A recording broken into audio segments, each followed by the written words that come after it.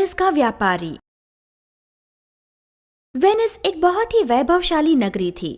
वहां एंटोनियो नाम का व्यापारी रहता था। वो बहुत ही नेक और दयालु था। वेनिस के लोग उसे बहुत चाहते थे,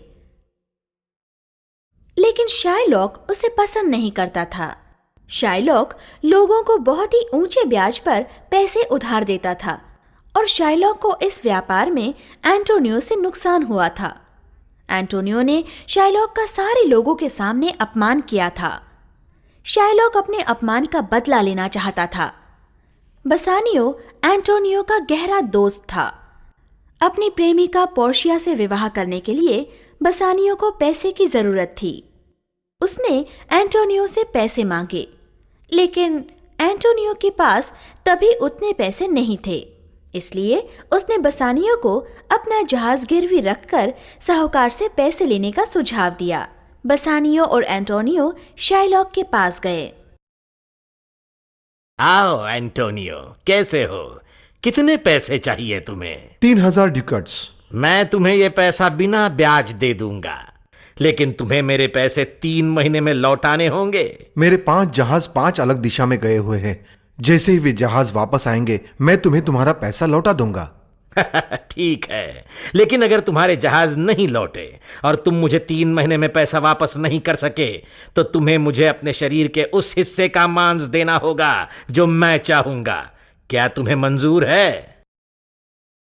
मैं इसके लिए तैयार नहीं हूं। बसानियो, गुस्सा मत होना। मेरे जहाज जल्द ही लौट आएंगे और हम इसे इसके पैसे वक्त पर दे देंगे। एंटोनियो ने करार पर दस्तखत किए। बसानियो बेलमोंट गया और पोर्शिया से शादी कर ली। बेलमोंट में इससे सभी लोग बहुत खुश थे। उसी वक्त एक दूत वहां आया जो एंटोनियो से बसानियो के लिए एक खत लेकर आया था। एंटोनियो ने लिखा था कि उसके जहाज समुंदर में खो गए हैं और वो पैसे नहीं लौटा सकता। मरने से पहले वो बसानियो से एक बार मिलना चाहता था। वो खत पढ़ते ही बसानियो तुरंत वेनिस चला गया। एंटोनियो की मदद करने के उद्देश्य से पोर्शिया ने अपना वेश बदलकर खुद को वकील जताते हुए बाल्थाजार नाम धारण किया और वो भी वेनिस चली गई। एंटोनियो वहां खड़ा था और शाइलॉक एक तलवार लेकर खड़ा था। मैं तुम्हें 3 गुना पैसे दे दूंगा, लेकिन कृपया मेरे मित्र को छोड़ दो। शाइलॉक शांति से अपनी तलवार लेकर खड़ा था। अब तुम दया दिखाते हुए एंटोनियो को छोड़ दो। लेकिन कानून मेरी तरफ है और उसे पालना ही होगा, अन्यथा न्याय और वेनिस दोनों नष्ट हो जाएंगे। शाइलॉक, तुम्हें 3 गुना पैसे मिल जाएंगे और तुम एंटोनियो को छोड़ सकते हो। मुझे सिर्फ न्याय चाहिए। ठीक है, तुम एंटोनियो के शरीर के किसी भी हिस्से का मांस काट सकते हो। धन्यवाद। शाइलॉक अपनी तलवार लेकर एंटोनियो की तरफ बढ़ा। जरा रुको शाइलॉक, तुम मांस ले सकते हो, लेकिन खून का एक बूंद भी नीचे नहीं गिरना चाहिए। तुम सिर्फ 1 पाउंड मांस ले सकते हो। अगर तुम इसमें चूके तो तुम्हें मृत्यु की सजा दी जाएगी। क्या? लेकिन तुम्ही ने कहा था तुम्हें न्याय चाहिए। मुझे अब पैसे भी नहीं चाहिए, मुझे बस यहां से जाने दो। आखिर शाइलॉक की आधी जायदाद एंटोनियो को दे दी गई और बाकी आधी वेनिस के राज्य में शामिल की गई।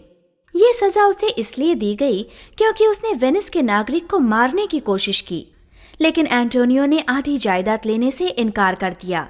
उसने खुद शाइलॉक को उसके पैसे वापस दे दिए। फिर वे सब खुशी से बेलमोंट चले गए। वहां पोर्शिया ने उन्हें उसके वकील के वेश में बाल्थाजार बनकर हाजिर होने की कहानी बताई और वे सब खुशी से रहने लगे। इस प्रकार पोर्शिया ने अपनी हिम्मत और बुद्धिमत्ता से अपने पति के दोस्त एंटोनियो की जान बचाई और ये कहानी बेलमोंट में बहुत ही खुशी के साथ खत्म हो गई।